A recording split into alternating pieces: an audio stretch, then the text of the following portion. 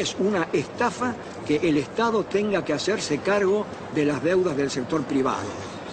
¿Y el caso de nuestra deuda externa? La deuda está plagada de ilegitimidades. Primeramente hay una ilegitimidad de fondo. Es ilegítimo pagarle a los bancos cuando hay 18 millones de pobres y 9 millones de indigentes. Hay una prioridad humana en esto. Segundo, hay usura. La usura está aprobada tanto que si se hubiera aplicado una tasa de interés normal, la deuda externa se hubiera terminado de pagar en 1988. ¿Pero cómo fue la estafa? Hubo préstamos de las casas matrices a las filiales, que eran movimientos intracompañía, que esos préstamos eran considerados deuda externa, cuando en realidad eran movimientos dentro de la misma empresa. Se compraban dólares. Esos dólares se los depositaba en una cuenta en Estados Unidos. Con la garantía de esa cuenta daban otro préstamo que entraba al país. Se compraban dólares y así se lucraba indefinidamente con la tasa de interés. Es lo que se llamó en aquella época la bicicleta financiera, con la que se hicieron fortunas. Y precisamente los grandes beneficiarios fueron los grupos económicos que son los mismos de siempre. Al finalizar el gobierno de Alfonsín, la deuda externa se aproxima a 54.000 millones de dólares. Menem dejará en manos de la banca acreedora determinar cuánto se les debe. El Congreso jamás trataría la deuda, ignorando la Constitución y la denuncia de Alejandro Olmos. 10 años después, llegará a 130.000 millones.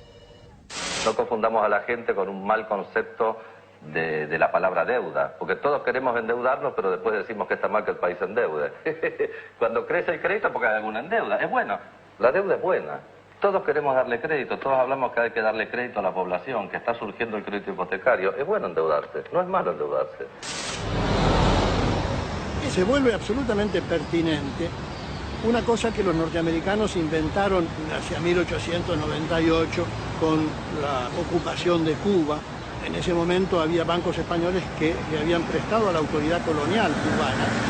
Los norteamericanos dijeron, si el pueblo de Cuba no ha sido beneficiado por estos préstamos, no hay deuda.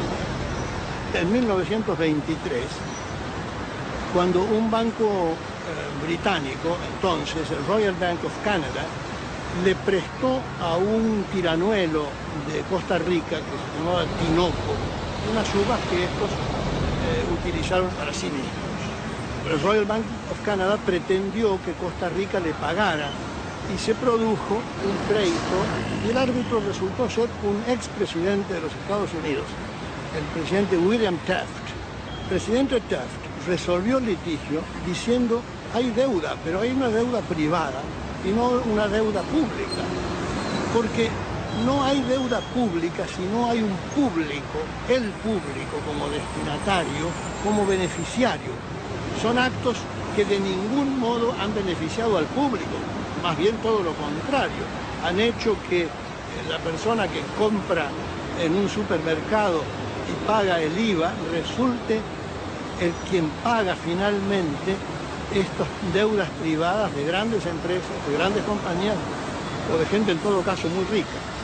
No cabe duda de que la deuda privada, irregularmente estatizada, ilícitamente estatizada por el doctor Cavallo, debe ser absolutamente revisado. ¿Cómo se llama esa teoría, doctor? Se llama teoría de la deuda odiosa.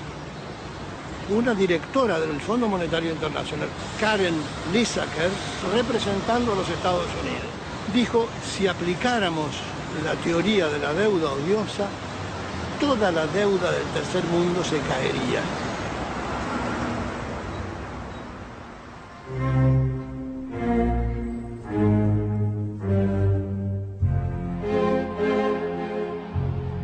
La democracia retorna de la mano del radical Raúl Alfonsín con un discurso socialdemócrata. Promete defender los derechos humanos, dar batalla contra la pobreza y demostrar que con la democracia se estudia, se cura y se come. Al balcón del histórico Cabildo de la ciudad de Buenos Aires, el presidente de la República Argentina, la enorme responsabilidad de asegurar la democracia y el respeto por la dignidad del hombre en la tierra argentina.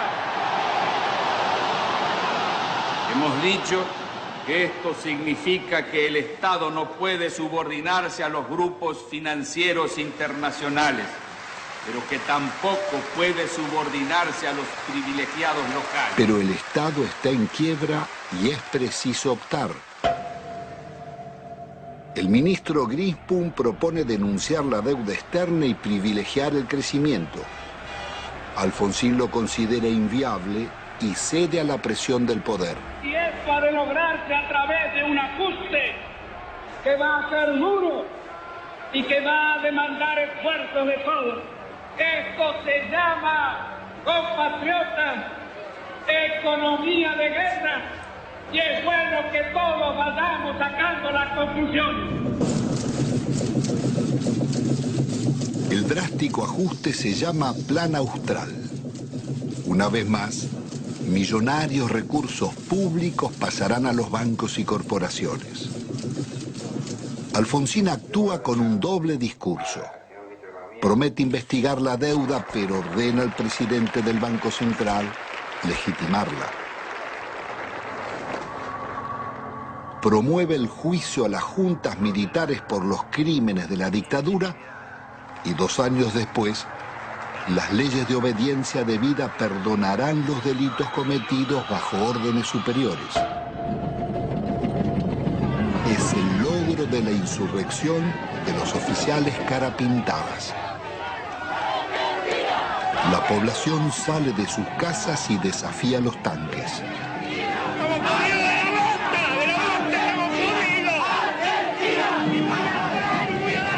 Alfonsín absolverá a los golpistas. Compatriotas, felices Pascuas. Los hombres amotinados han depuesto su actitud. Algunos de ellos, héroes de la guerra de las Malvinas, que tomaron esta posición equivocada. La derrota electoral del radicalismo acelera la crisis. Un golpe del mercado desata la hiperinflación y se producen saqueos en los supermercados. He resuelto resignar el cargo de presidente de la nación argentina con el que el pueblo me honrara desde el 10 de diciembre. Alfonsín debe renunciar 6 meses antes de finalizar su mandato.